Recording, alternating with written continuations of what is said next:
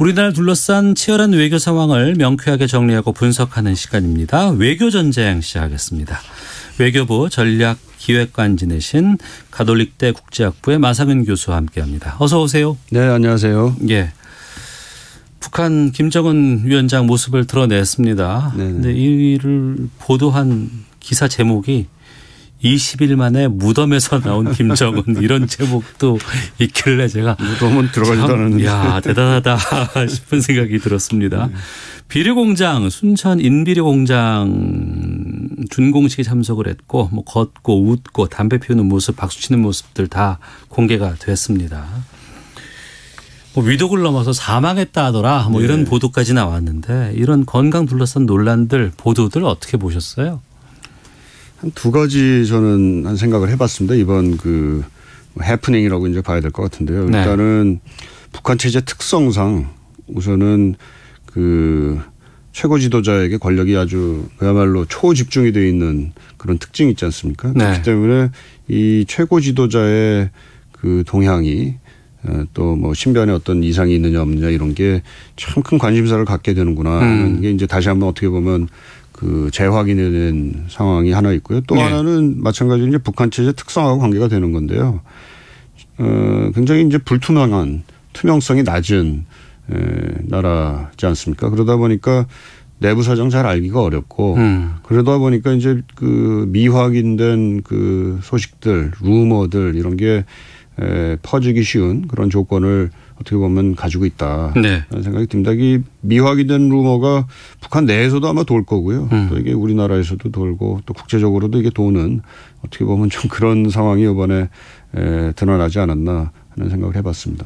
김정은 위원장 건강 이상설에 대해서는 이 외교전쟁 시간에 몇 번 다뤄봤습니다. 그때마다 이제 마 교수께서 말씀하시는 건 뭐 이상하다는 이런 설보다는 코로나19 피해서 좀 거처를 옮겼을 가능성 말씀해 주셨고 또 우리 정부는 계속해서 특이 동향이 없다라는 얘기를 계속해서 해왔거든요. 그렇죠. 그러니까 이 정부의 이런 그 발표나 입장이 맞았던 거 아니에요? 그렇습니다. 뭐 처음부터 굉장히 단호하게 그 분명한 입장을 정부에서 이제 취했고요. 그러니까 이게 굉장히 그 만약에 정말 그 만약에 어떤 신변에 이상이 있었다 한다면 굉장히 중대한 사항인데 정부가 그런 중대한 사항에 대해서 그 조심스러운 어떤 자세가 없이 그 뭐랄까 그 분명한 근거도 없이 어떤 얘기를 한다는 건 좀 저는 상상하기 좀 어려웠고요. 그렇기 때문에 그 분명한 태도를 보였다는 것은 그 근거가 상당히 그 확실하다라는 그런 생각을 할 수밖에 없었다고 봅니다. 예. 앞서서 불투명한 북한 사회라고 말씀해 주셨는데 그 불투명함 속에서도 가장 정보가 빠르고 믿을 수 있는 정보를 갖고 있는 거는 아무래도 저 정부 쪽 아니겠습니까? 그렇다고 볼 수밖에 없죠. 이제 그 민간에서 이제 나오는 정보들의 이제 대부분은 북한의 소식통 뭐 이런 걸 인용하고 북한과 이제 북한 내에서 이제 중국과 연결이 돼 있거나 또 거기와 또 이제 한국에서 이제 연결이 돼 있는 걸 통해서 이제 유통이 되는 경우들이 이제 많은데요. 그것은 아무래도 이제 소식을 전하는 뭐 한간에 이런 얘기가 있다 하는 차원에서 하는 소식을 전하는 스타일로 이제 그 나오는 경우가 많이 있습니다. 거기에 비해서 이제 정부에서 가지고 있는 정보 자산이라는 것은 뭐 이제 영상 정보, 뭐 신호 정보, 기술 정보, 거기다 이제 인적 정보까지 이제 뭐 다양한 차원에서 있는 거기 때문에 물론 모든 것이 다 잘 작동을 한다라고 얘기할 수 없을 수도 있는데요. 그럼에도 불구하고 다양한 소스의 첩보들을 감안을 해서 그것을 이제 가지고 정보 판단을 하는 것이니까 훨씬 더 신빙성이 아무래도 높을 수밖에 없죠. 예. 저희 시사본부에서 공교롭게도 그 북한 관련된 보도를 항상 하는 코너가 이제 외교전쟁하고 또 이제 목요일에 이번 주 한반도는 코너가 있었고 또 지난번에 4.27 남북 정상회담 2주년 특집 저희가 또 하지 않았습니까? 그때 다 다뤄봤었을 때 북한 전문 기자라든가 모두가 다 공이 그 외부에서 나오는 여러 가지 소스라든가 정보에 대한 신빙성은 좀 낮다라고 일관되게 다들 말씀해 주셨거든요. 그런데 민간에서 도는 루머라든가 뭐 카더라 하는 통신 같은 게 있을 수는 있어요. 그런데 이게 정작 언론 매체를 통해서 공식화되거나 근거 있는 것처럼 부풀려지는 건 이번에 상당히 좀 문제로 좀 드러나지 않았을까 싶은데요. 사안 자체가 이제 좀 그 많은 사람들의 주목을 받을 수밖에 없는 그런 문제였기 때문에 그랬던 측면 하나 있는 것 같고요. 예.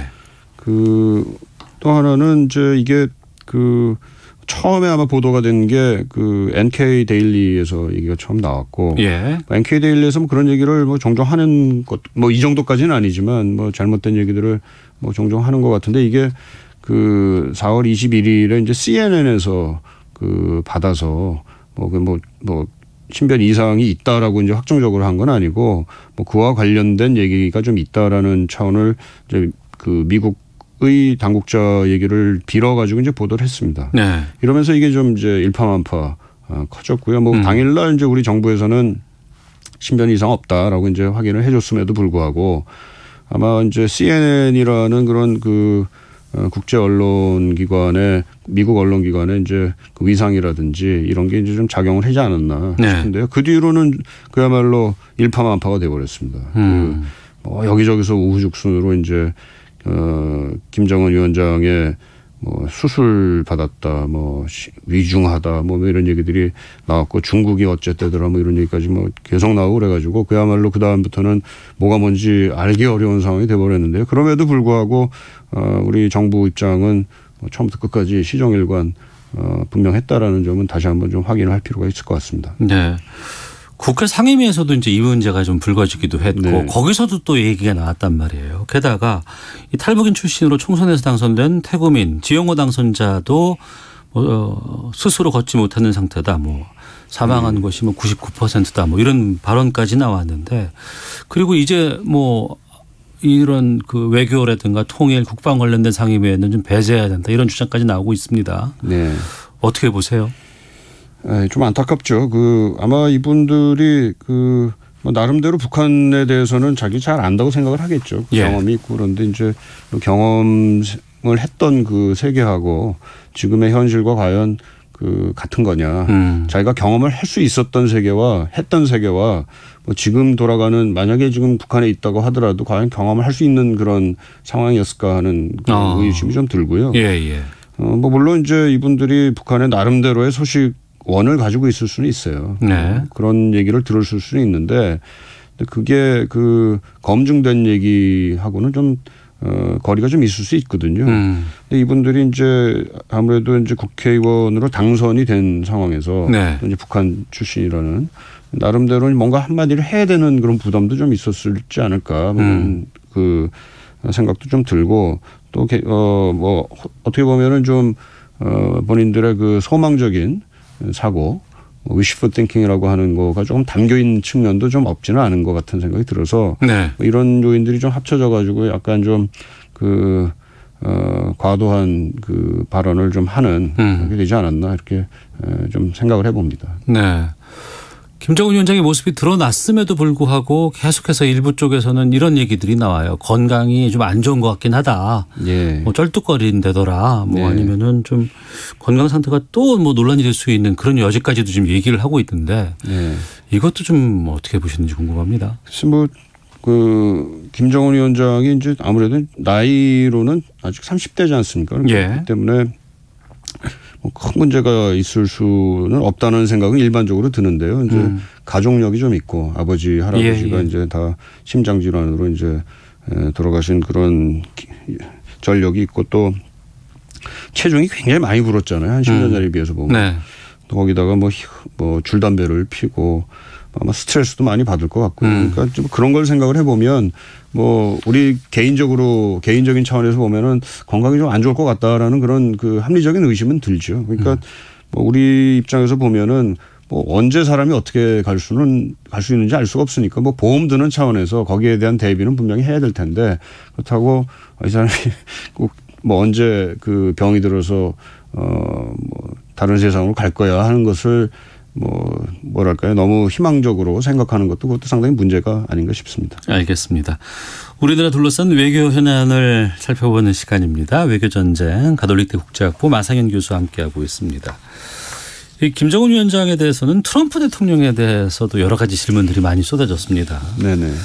그러니까 다시 등장을 하니까 트럼프 대통령이 뭐라고 했냐면 건강하게 돌아온 것을 보게 돼 기쁘다 이렇게 말을 했는데 그동안 여러 쏟아지는 질문에 대해서 트럼프 대통령이 이렇게 얘기를 했어요. 모른다, 뭐 부정확한 보도다, 뭐 잘 있길 바란다. 그러다가 잘 알지만 말할 수 없다. 이렇게 발언을 좀 바꿔왔습니다. 이 발언의 배경은 뭐라고 보세요? 글쎄 그 알기는 좀 어렵습니다. 이게 그 상당히 그 민감한 정보 사항이 들어가 있는 문제이기 때문에. 근데 네.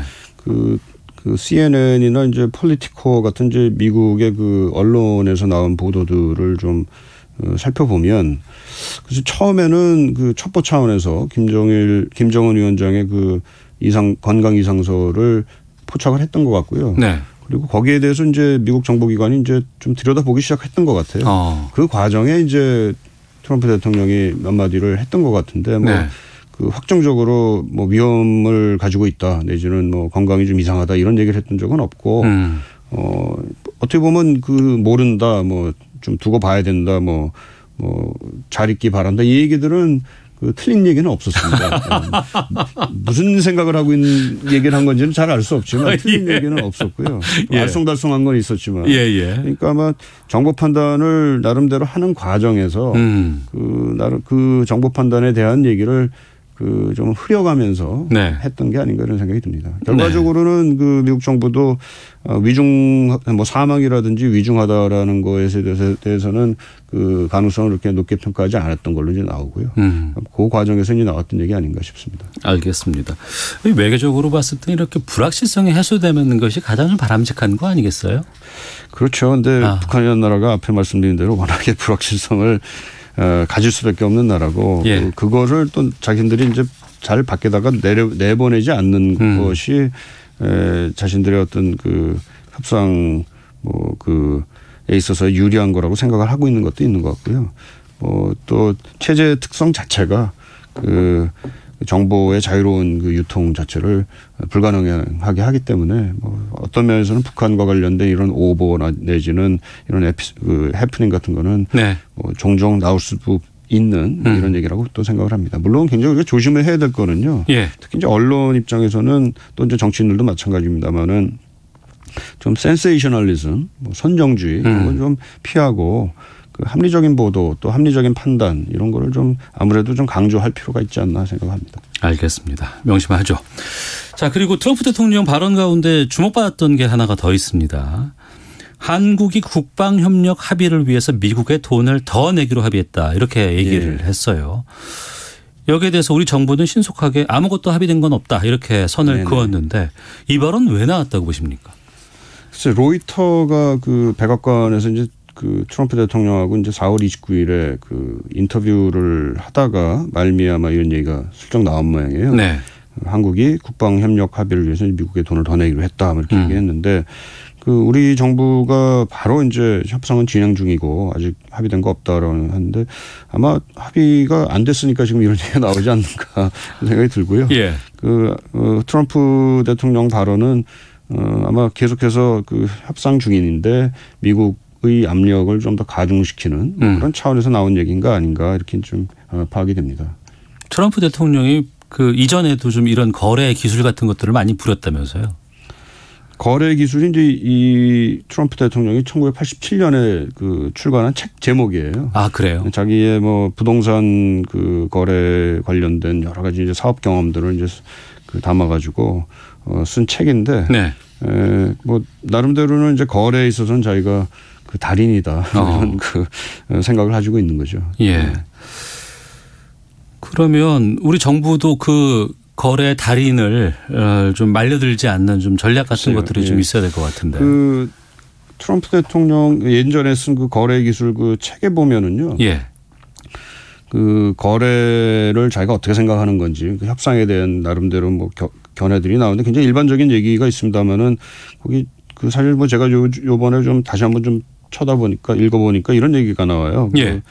일단 거래를 시작할 때는 협상을 시작할 때는 목표를 높이 잡는다.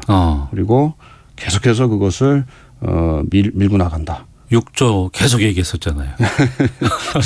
그걸 보니까 아 이게 지금 우리하고 이런 차원에서 그 협상을 하는 건가 하는 생각도 드는데요. 그러니까 그 목표를 높이 잡고 그것을 달성하기 위해서 계속 밀고 나간다. 네. 뭐 물론 그렇다고 해서 이제 모든 협상에서 저희가 원하는 결과를 꼭 얻는 건 아니지만 본인의 기본적인 그 협상에 있어서의 스타일은 이것이다 하고 이제 그 적어놓은 구절이 있습니다. 그래서 참 많은 걸 시사하는 게 아닌가 하는 생각도 들고요. 네. 또 하나는 그 옵션을 항상 많이 갖도록 해야 된다. 그러니까 이 거래가 아니더라도 나는 더 다른 거래가 가능하다. 뭐 이런 옵션을 항상 가지려고 그러고 상대방이 갖고 있는 것을 상대방이 나로부터 얻고자 하는 것을 갖고 있어야 된다. 그래서 이걸 가지고 협상의 지렛대로 삼아야 된다. 뭐 이런 얘기들이 이제 간간히 나옵니다. 그래서 이런 기술을 우리에게 지금 걸고 있는 거 아닌가 네. 그런 생각이 들고요. 말씀하신 그 질문에 대해서 우리는 어떻게 해야 되느냐 하는 얘기인데 사실 그 트럼프 대통령이 그 거래 기술에 써놨던 그 옵션을 많이 가져야 된다. 그 레버리지를 가져야 된다라는 뭐 그런 차원에서 보면 사실 우리가 그 구조적으로 협상에 있어서는 좀 불리한 입장에 있는 건 사실입니다.